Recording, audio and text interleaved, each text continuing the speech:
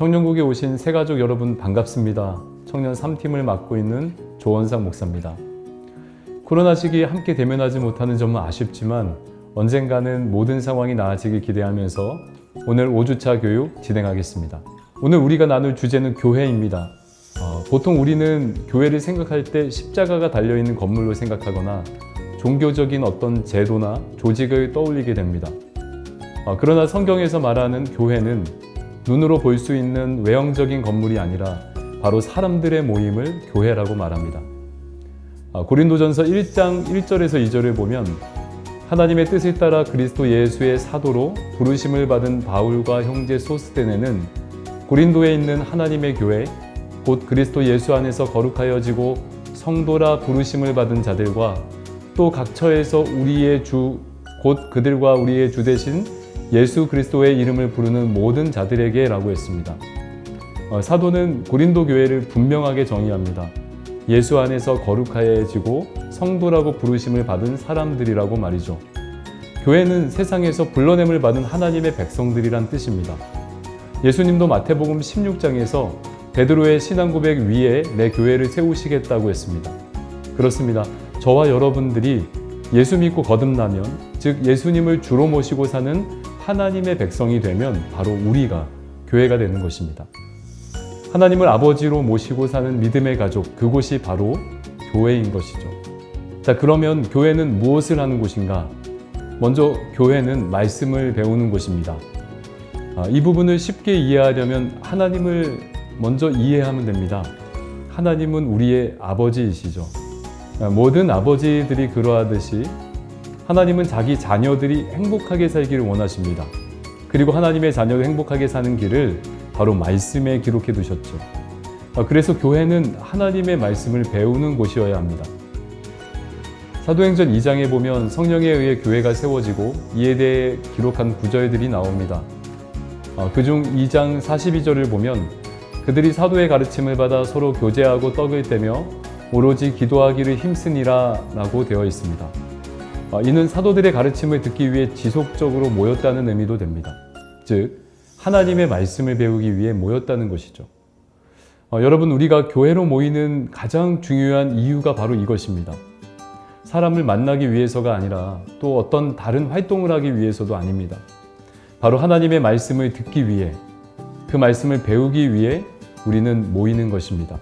교회는 아버지의 뜻과 영광을 위해 존재하는 곳이 되어야 합니다. 그렇다면 당연히 우리는 하나님의 뜻을 알고 배워야 할 것입니다. 저희 교회는 말씀이 참 풍성한 교회입니다.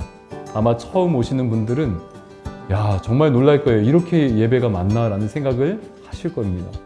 작년 예배, 청년 부서 예배, 소그룹 모임, GBS, 양육 등 정말 많이 말씀을 듣고 배웁니다. 그런데 많이 들을수록 좋습니다, 여러분. 풍성하고 넘치는 하나님의 말씀으로 주님 닮아가는 여러분들 되시길 바랍니다. 그리고 두 번째, 교회는 사랑을 배우는 곳입니다. 제가 아이들이 2명이 있는데요. 아버지로서 이들에게 바라는 것은 대단한 것이 아닙니다. 그냥 건강하게 자랐으면 좋겠고, 그리고 제발 둘이 싸우지 않고 사랑하며 화목하게 지내는 것입니다. 하나님 아버지도 자신의 자녀들을 향해 그러하시겠죠. 에베소서에 보면 교회는 그리스도의 몸이라고 했고 성령이 하나 되게 하신 것을 힘써 지키라고 하셨습니다. 이제 우리는 그리스도 안에서 한 가족이 되었습니다. 가족이 되었다는 것은 나뉠 수 없다는 뜻이겠죠. 즉 우리는 서로 사랑해야 하는 것입니다. 물론 쉬운 문제가 아니에요. 그러나 이는 그리스도인에게 주어지는 피할 수 없는 숙제입니다. 그래서 사도는 힘써 지키라고 한 것입니다. 여러분, 그렇죠. 우리가 하나님께서 많이 내 옆에 두신 형제나 자매가 있다면 나랑 너무 안 맞는다고 피해서는 안 됩니다. 그는 내 가족이고 내 몸인 것을 우리는 기억해야 합니다. 그런데 우리는 이런 상황을 견디지 못하고 교회 공동체를 떠나기도 합니다. 그러나 그러다 보면 평생 어느 공동체에도 속하기 힘들어집니다. 하나님이 우리를 두신 곳에서 우리는 사랑하는 훈련을 해야 합니다. 이것이 교회의 중요한 기능이면서 교회에서만 가능한 훈련입니다. 초대교회 성도들이 자기의 필요보다 서로의 필요에 관심을 가지고 서로를 돌보면서 하나가 되었듯이 우리 청년국도 그렇게 한 몸으로 멋지게 지어져 가면 좋을 것 같습니다. 세 번째, 교회는 예배하는 곳입니다. 아버지가 자녀들과 함께 있기를 원하시듯이 하나님께서도 우리와 늘 함께 하기를 원하십니다. 그렇게 하나님을 만나는 시간이 바로 예배이죠. 아버지가 자녀들에게 어떻게 합니까? 자신의 마음을 나누고 선한 것들을 알려주기 원하시죠. 또 풀이 죽어있는 자녀가 있다면 위로하고 격려하며 세워주기를 원하십니다. 때로는 비뚤어져가는 그런 자녀가 있으면 바로 잡아주기를 원하십니다. 하나님 아버지도 그러하십니다. 우리와 온전한 관계를 맺기 원하시고 그런 관계를 위해 하나님을 만나는 시간, 그 시간이 바로 예배 시간입니다. 그래서 정말 중요한 시간이죠. 예배는 하나님과 성도가 하나 되는 시간입니다. 진리 안에서 하나님의 자녀임을 확인하고 성령으로 채워지는 복된 시간입니다. 어느 목사님이 예배를 하나님 앞에 가장 합당한 사람으로 조율되는 시간이라고 했습니다. 그렇습니다. 예배는 하나님이 받으실 만한 영광을 올려드리는 거룩한 예식이면서 하나님을 더 깊이 알아가며 닮아가는 시간이 바로 예배 시간입니다. 저와 여러분 예배를 통해 더 하나님을 깊이 만나는 은혜가 있으시길 바랍니다. 마지막으로 교회는 전도하는 공동체입니다. 아버지께서 잃어버린 자녀가 있다면 그것은 우리의 아픔이기도 할 것입니다. 그리고 만일 잃어버린 자녀가 돌아온다면 그것은 가장 큰 하늘의 기쁨일 테고 이 또한 우리의 기쁨이 될 것입니다. 하나님께서도 세상에서 바로 교회가 이 역할을 감당해 주기 원하시는 것입니다.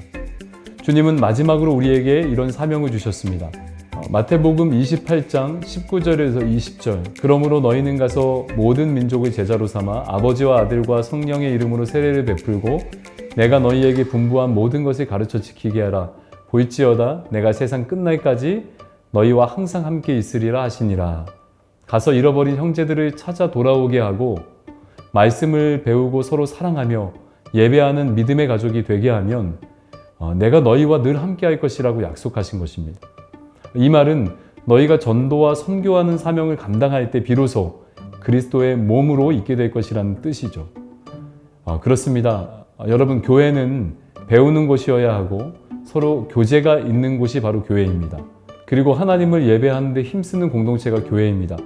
그런데 이 모든 것은 바로 교회가 전도하고 선교하는 기관으로 준비되기 위해서입니다. 사도행전 2장 47절에서도 초대교회가 그 역할을 감당하는 것을 볼 수 있습니다. 또 온 백성에게 칭송을 받으니 주께서 구원받는 사람을 날마다 더하게 하시니라. 모이기를 힘쓰며 또 예배하고 사랑으로 한 몸이 된 교회는 결국 세상 안으로 흩어져 사명을 감당해야 하는 것입니다. 저희 청년국에서도 늘 전도와 선교에 힘쓰고 있습니다. 국내외 임팩트 선교를 꾸준히 하고 있고 분기별로 구제사역도 힘쓰고 있습니다. 자, 여러분, 오늘 교회에 대해 알아보았습니다. 교회는 건물이 아니라 사람입니다. 예수님을 주인으로 모시고 사는 사람들의 모임이 바로 교회입니다.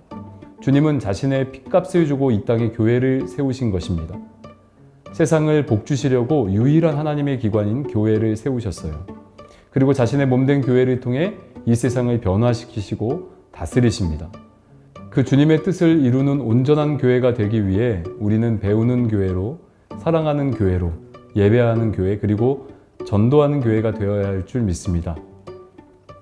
제 아들이 요즘 블로그를 하고 있는데요. 멋진 탑을 만들고 있습니다.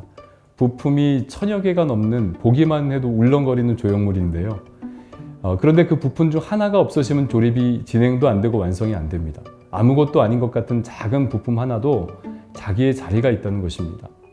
여러분, 우리도 각자의 은사와 역할에 따라 지금 함께 교회로 지어져 가고 있습니다. 아무리 지금은 내 자신이 미약해 보이고 아무것도 할 수 없는 것처럼 느껴져도 절대 그렇지 않습니다. 하나님께서 저와 여러분들의 삶을 통해서 분명히 하나님의 멋진 일을 하고 계심을 기억하시길 바랍니다. 마지막으로 에베소서 말씀을 읽고 마치겠습니다. 너희는 사도들과 선지자들의 터 위에 세우심을 입은 자라. 그리스도 예수께서 친히 모퉁이 돌이 되셨느니라. 그의 안에서 건물마다 서로 연결하여 주 안에서 성전이 되어가고 너희도 성령 안에서 하나님이 거하실 처소가 되기 위하여 그리스도 예수 안에서 함께 지어져 가느니라. 아멘. 네, 여러분 5주차까지 교육 수고하셨습니다. 각자 부서에 잘 적응하시기 바랍니다. 감사합니다.